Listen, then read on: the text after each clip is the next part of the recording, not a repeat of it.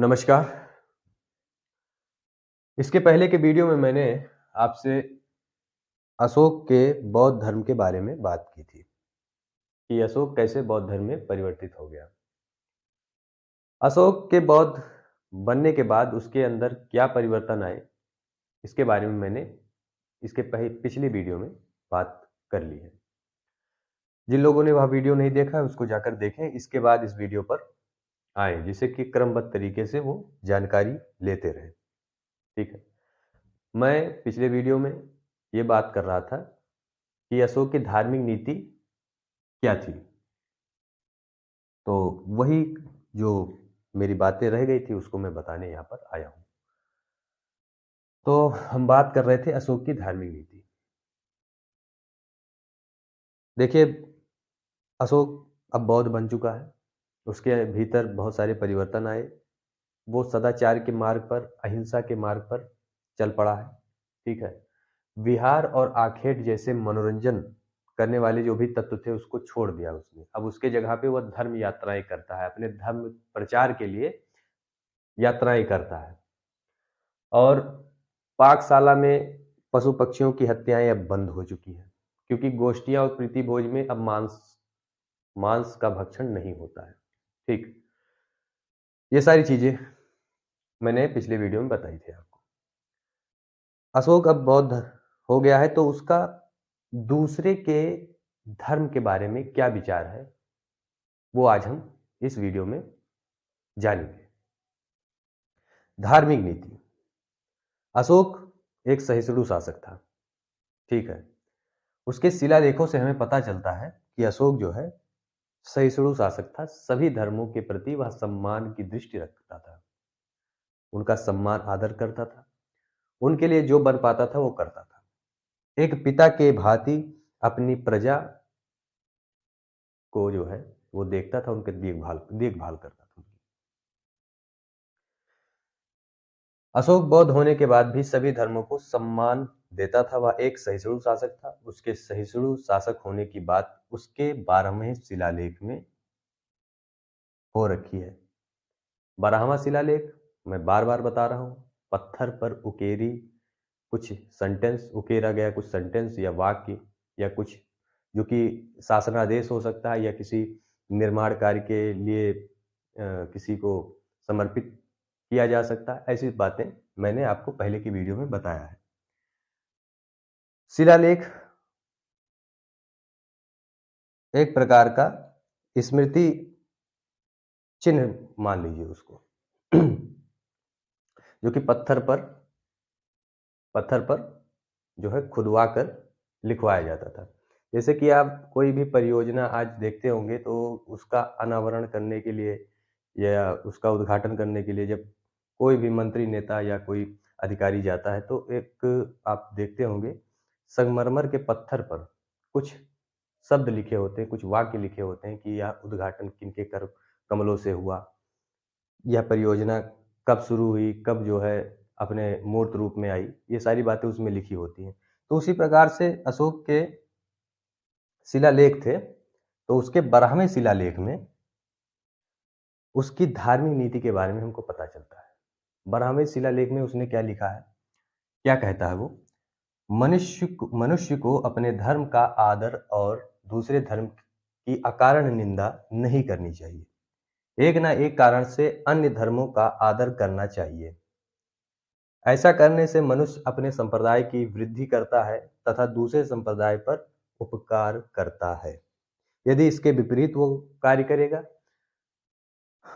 अपने धर्म की बड़ाई करेगा, दूसरे धर्म की निंदा करेगा, तो वो अपने धर्म का विस्तार नहीं करेगा बल्कि अपने धर्म का नाश करेगा। लोग यही कहेंगे कि ये अमुक व्यक्ति फला धर्म से संबंधित है, ये बहुत ही गलत व्यक्ति है, तो इसका धर्म भी गलत होगा। तो इस प्रकार से दूसरे धर्म के लोग आपके धर्म के बारे में गलत ही समझेंगे।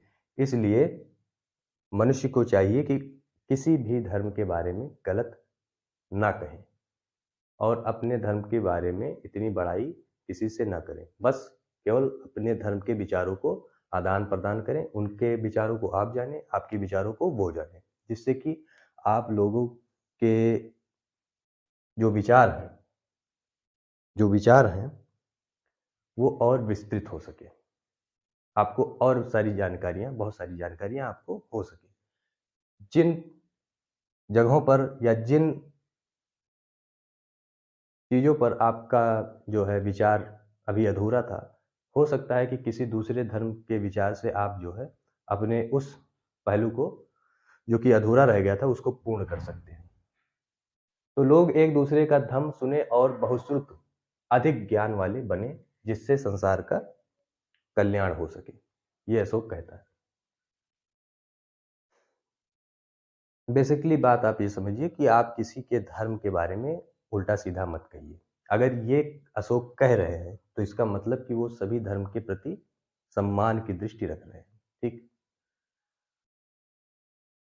अशोक ने यह जान लिया था कि संसार के सभी मत आपस में अपने संकीर्ण बुद्धि के कारण विवादों में उलझे रहते हैं, इसलिए सभी को सभी के धर्मों के बारे में सुनना चाहिए और अपने धर्म के बारे में बताना चाहिए, जिससे उनके ज्ञान का विस्तार हो सके। आज आज हम जो है आज हम देख रहे हैं कि पूरी दुनिया में धर्म युद्ध हो रहा है, धर्म को लेकर युद्ध हो रहा है, और ये हमेशा से होता चला आ रहा है।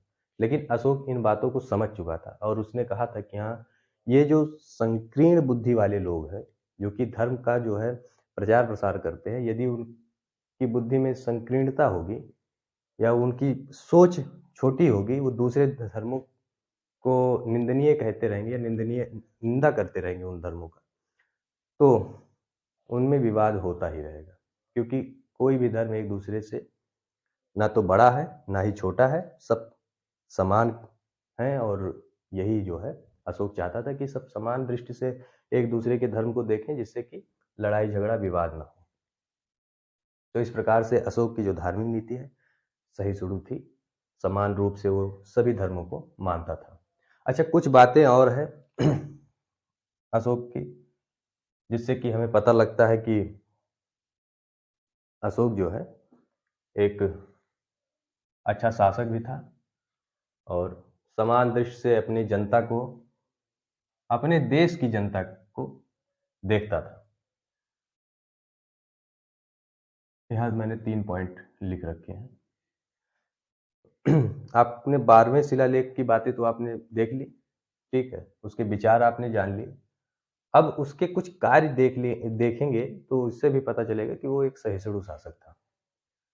अशोक ने आजीवक संप्रदाय के सन्यासियों के लिए बराबर की पहाड़ी पर गुफाएं निर्मित करवाई थी। बराबर की जो पहाड़ियां हैं वो आप गूगल सर्च करेंगे तो बिहार के गया जिले में पड़ेगा। ठीक, वहां पर पहाड़ियों को काट करके गुफाएं बनाई गई हैं आजीवक संप्रदाय के लिए। आजीवक संप्रदाय बौद्ध धर्म से संबंधित नहीं है, ठीक, वो एक अलग पंथ है। यवन जातीय तुसास्प को अशोक ने काठियावाड़ प्रांत का राज्यपाल नियुक्त किया था। तुसास्प एक यवन जाति का है। इससे पता लगता है कि अशोक जो है वो अपने देश के किसी भी नागरिक को जो कि देश में रह रहा है, उसको उसकी योग्यता के अनुसार पद भी प्रदान करता है। ठीक है, वो यह नहीं देखता कि ये बौद्ध है, हिंदू है, आजीवक संप्रदाय का है, या फिर किसी विदेश का रहने वाला है, विदेशी जाति का है। ठीक। फिर तीसरी पॉइंट है कि राजतरंगिणी, जो कि कल्हड़ की एक पुस्तक है, जो कि एक ऐतिहासिक ग्रंथ मानते हैं सभी लोग, इतिहासकारों द्वारा इसको ऐतिहासिक ग्रंथ माना गया है, पहला ऐतिहासिक ग्रंथ माना गया है भारत का। अशोक ने कश्मीर में शिव मंदिर विजयेश्वर का निर्माण या जीर्णोद्धार करवाया था, ऐसा राजतरंगिणी में कहा गया है। और उसके भीतर 2 समाधियां भी बनवाई गई थी।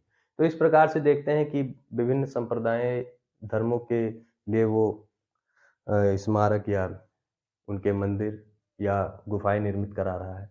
दूसरा, विभिन्न जातियों के लोगों को जो है पद भी प्रदान करता है। तो ये सारी चीज़ें जो है बताता है कि अशोक एक सहिष्णु और एक बहुत ही नेक दिल वाला राजा था।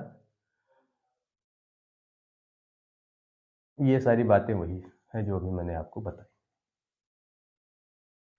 अब नीलकंठ शास्त्री के वाक्यों में अशोक की धर्म नीति क्या है, वो मैं आपको बताता हूँ उनके शब्दों में। नीलकंठ शास्त्री एक इतिहासकार हैं। उन्होंने अशोक की धर्म नीति के बारे में कहा है कि अकबर के पूर्व अशोक प्रथम शासक था जिसने भारतीय राष्ट्र की एकता की समस्या का सामना किया।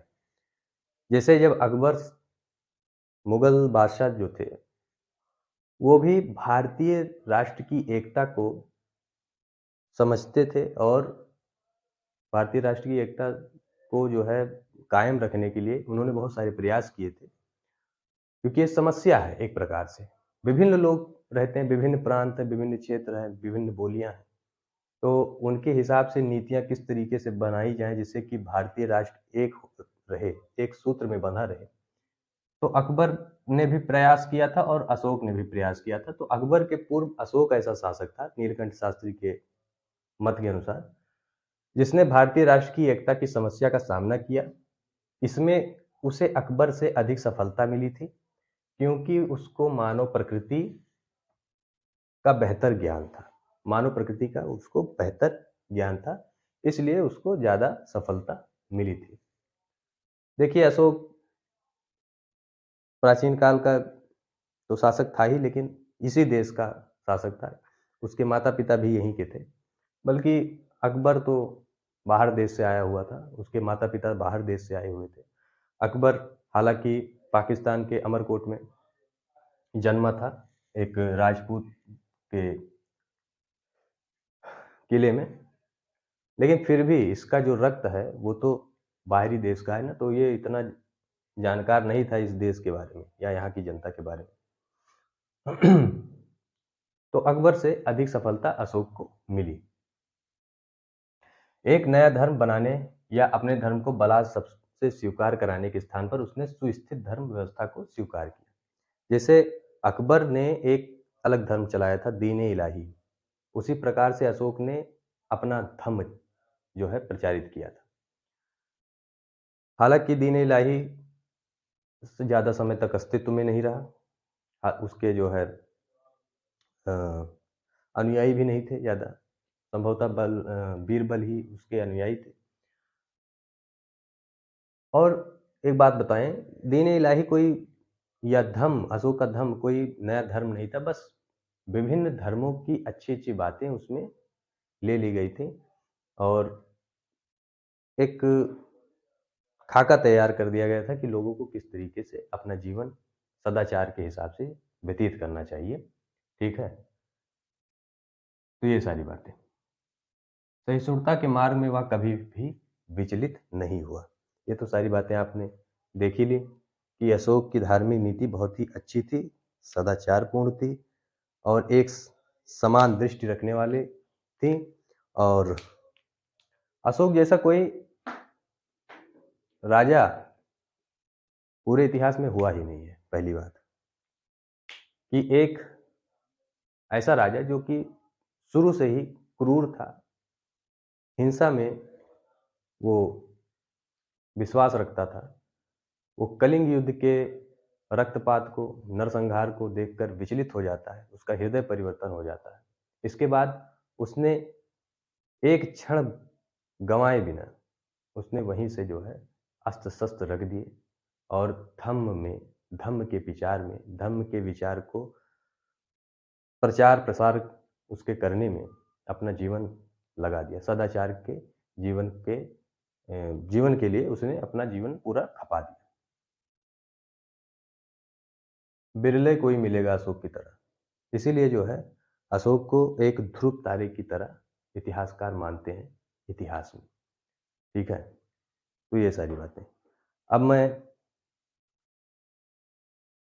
अशोक के धम्म के बारे में और आगे चल के जो है अशोक के परराष्ट्रीय नीति के बारे में, उसके राज्य विस्तार के बारे में, साम्राज्य विस्तार के बारे में बात करूँगा। परवर्ती मौर्य सम्राटों के भी बारे में मुझे बात करनी है आपसे। तो तब तक के लिए मुझे आज्ञा दें, सपोर्ट करें। जय हिंद, वंदे मातरम, भारत माता की जय।